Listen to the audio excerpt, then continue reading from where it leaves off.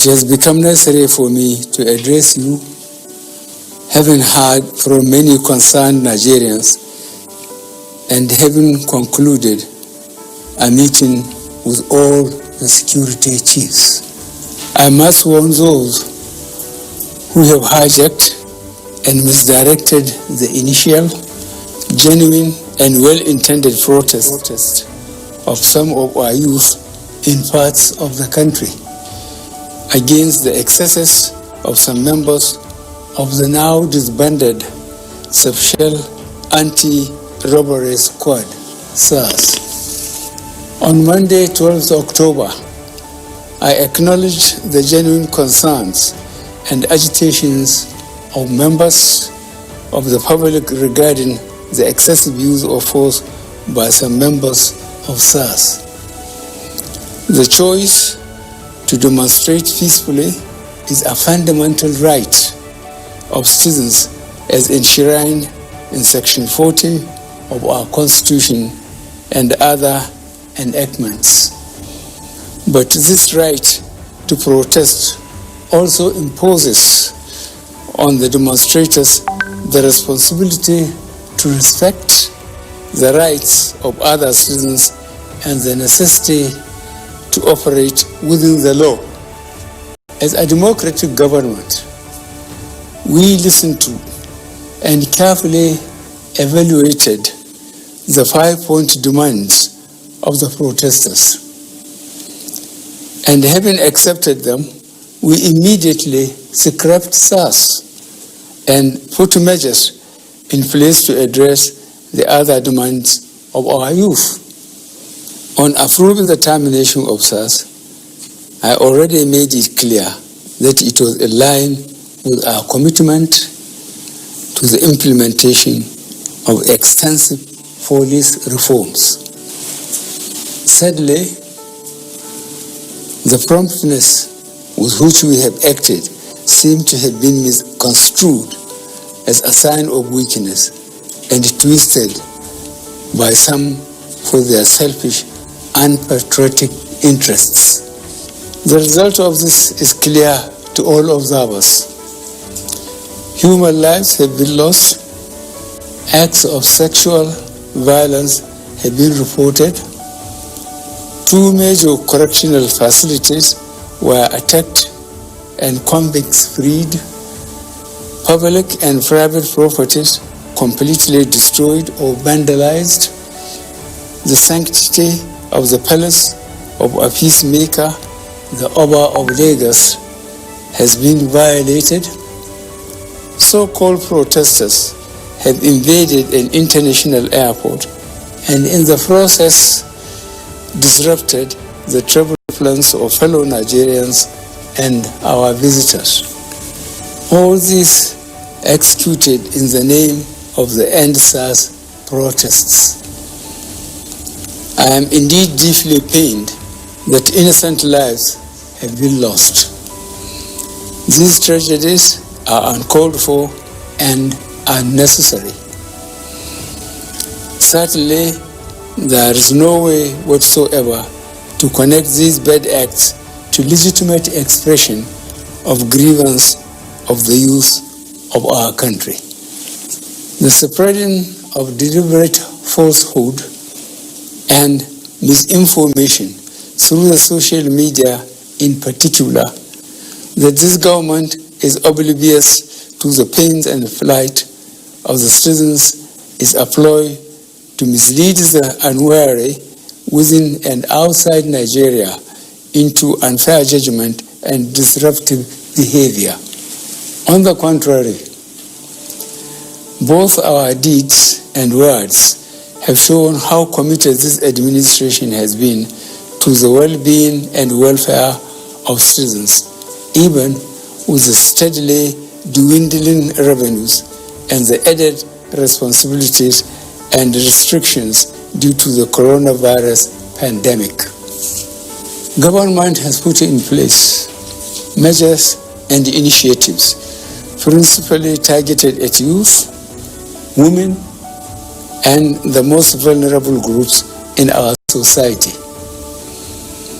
These included our broad plan to lift 100 million Nigerians out of poverty in the next 10 years.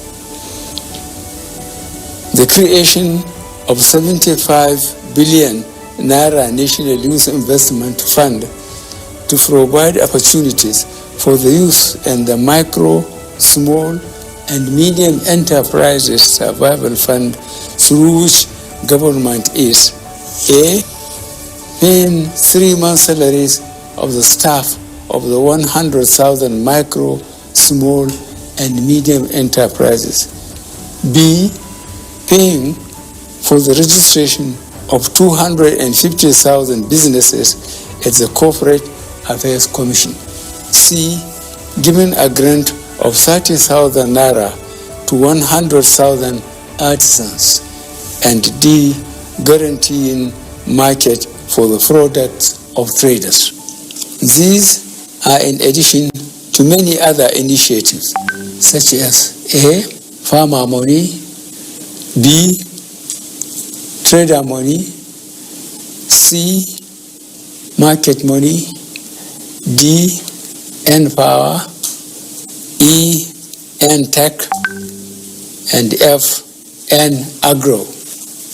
No Nigerian government in the past has methodically and seriously approached poverty alleviation like we have done. With regards to the welfare of police personnel, the National Salaries, Income and Wages Commission has been directed to expedite action on the finalization of the new salary structure of the members of the police force. The emoluments of other paramilitary services are also being reviewed upwards. In order to underscore the importance of education in preparing youth for the future, this administration has come up with a new salary structure and other incentives for our teachers. Let me at this point reaffirm the federal government's commitment to preserving the unity of this country. We will continue to improve good governance and our democratic process, including through sustained engagement. We shall continue to ensure that liberty and freedom, as well as the fundamental rights of all students, are protected. But remember that government also has the obligation to protect lives and properties, as well as the right of citizens to go about their daily businesses freely and protected from acts of violence. To our neighbors in particular, and members of the international community, many of whom have expressed concern about the ongoing development in Nigeria, we thank you and urge you all to seek to know all the facts available before taking a position or rushing to judgment and making hasty pronouncements. In the circumstances, I would like to appeal to protesters to note and take advantage of the various well thought out initiatives of this administration designed to make their lives better and more meaningful, and resist the temptation of being used by some subversive elements to cause chaos with the aim of truncating our nascent democracy. For you to do otherwise will amount to undermining national security and the law and order situation. Under no circumstances will this be tolerated. I therefore call on our youth to discontinue the street protests and constructively engage government in finding solutions. Your voice has been heard loud and clear, and we are responding.